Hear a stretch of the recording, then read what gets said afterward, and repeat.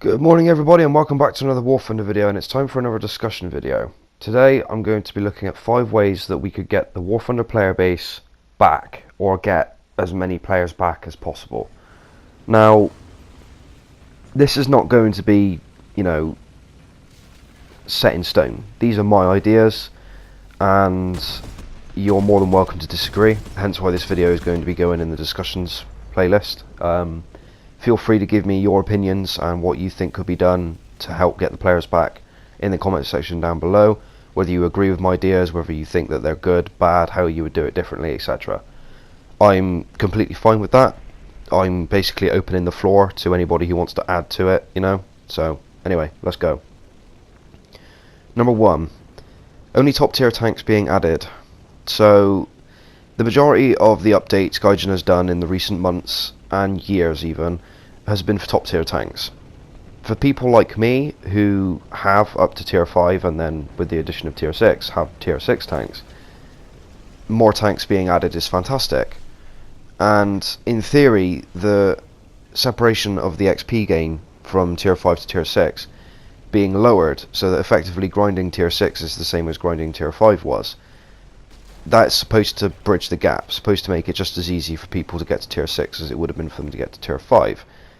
But here's the problem. It takes freaking ages. I've been playing this game for 3 years, and, well, almost 5 years actually, if you count the time I played it on PC. But I've been playing this game for a very long time, and I haven't even got everything in the game. And the majority of the time I played this game, I played it with premium vehicles, but no premium time. I was doing it purely off of my effort alone, using premium tanks, playing in simulator battles, etc. This more or less brings me on to my second point, which is the size of the grind. It scares new players. Gaijin were once shouting about the fact that they had 15 million accounts. But 15 million accounts does not mean 15 million players. All that proves is that 15 million people have seen the game, decided they want to give it a go, created an account, played for, I don't know, anywhere between a day and maybe a year, and then decided that they got bored of it, that they couldn't possibly do any more. They got fed up with the grind,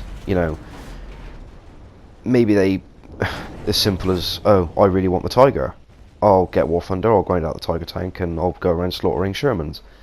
And then as soon as they realise that that's not the case, they're back to square one. They realise that it's not really worth it for them. They don't like it as much as they thought they would, and so they leave and go on to playing other games. So what would we do about this? Lowering the repair costs is something that Gaijin will never do, in my personal opinion. It would possibly be advantageous for them to lower and improve the economy, though.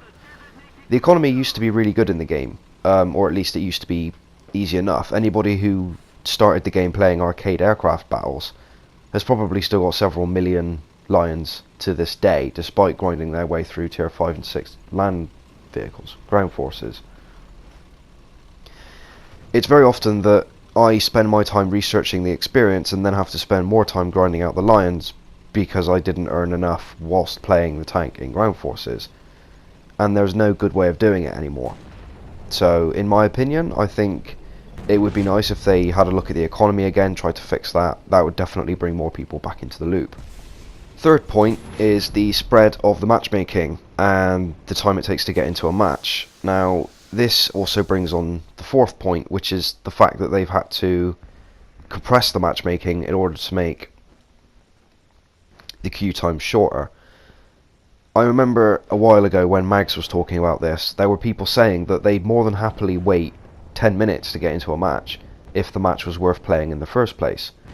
If you're trying to get into a match in your 6.7, say your Tiger 2 Premium, your SLA, and you keep getting into 7.7 matches, it doesn't matter whether you're getting into a match in 10 seconds or not.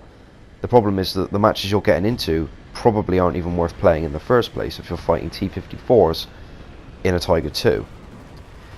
This is a difficult one, because you can uncompress the matchmaking as much as you like, but that doesn't guarantee there are going to be people coming back to play the game, especially if they have to still put in the effort to grind their way through the new tanks anyway.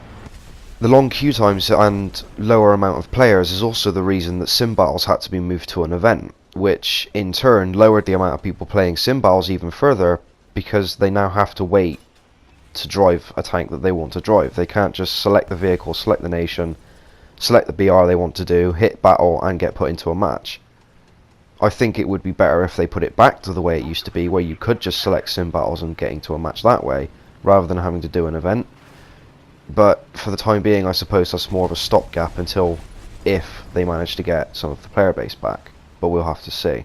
This is something I believe would need to be fixed near enough toward the end of their fixes. It's something that relies on the player base itself. The more players you have, the less compressed you can make the BRs, and then the matchmaking doesn't suffer as a result. That is, I think, the best option. Of course, it does require all the other options to have been done first, in order to get the majority of the player base back, in order to decompress the matchmaking and therefore have it not affect the queue times. This next one, number 5, is most definitely one of the simplest, and honestly one of the most obvious in my opinion, which is why I left it till last. New content prioritised over fixes. Yeah, every time I go on War Thunder's Facebook page, whenever they do a dev blog or whenever they do a new update release or anything like that, there is always a handful of people, if not more, shouting in the comments about Gaijin not fixing the stuff that's wrong with the game. If I was to provide an example of this, the simplest would be one I've experienced quite a bit myself. The Balkenkreuz symbol for the Luftwaffe, which was also a symbol used on German ground forces during World War II, is a decal in the game, and for a very, very, very, very, very long time it's been broken where it doesn't render on your tank for you, but renders for third parties. So for example, when I'm squatted up the Schooter, if I can't see my decal on my tank, I've often asked him, can you see it? And he can, but for whatever reason I can't see it. This seems like a really easy fix, but for whatever reason it seems to have been completely left undone. That's the easiest example I can give. There are plenty more, and I'm sure those of you who are watching this will be all too familiar with most of the issues in the game, and be more than happy to lecture me in the comments about them, but please do, I welcome it. The only way Gaijin can really fix this is, well, by doing their job as devs. They need to go into the game, find the bug fixes, listen to the community, and fix those things before adding further content patches. I'd much rather wait for a couple of months before receiving another patch, maybe 6 months, while they completely fix. It's mostly minor things even, it's not massive things, you know? Anyway, thank you very much for watching, guys. Let me know what you think down in the comments section below, and on comments section on Reddit, or wherever else this video may end up, and I'll see you guys in the next War Thunder video. Cheers.